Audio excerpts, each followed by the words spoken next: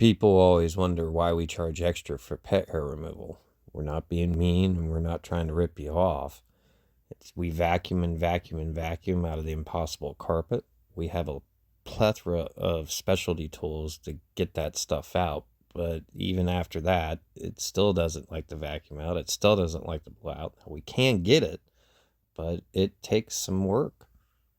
The other problem with pet hair removal is it loves to hide in cracks and crevices, and sometimes we have to do disassembly. And the last and final problem to pet hair removal is we got to get it all before we do any type of extraction. So if you have stains in your seats or anything like that, we got to do an extraction on it with pet hair still in there. It leaves, because of the dander, it leaves this horrible wet dog smell that stays and doesn't come out. Now, the nice thing about pet hair removal from us is we get it, and we get it all. Just look how good this one turned out. Man, we do a good job.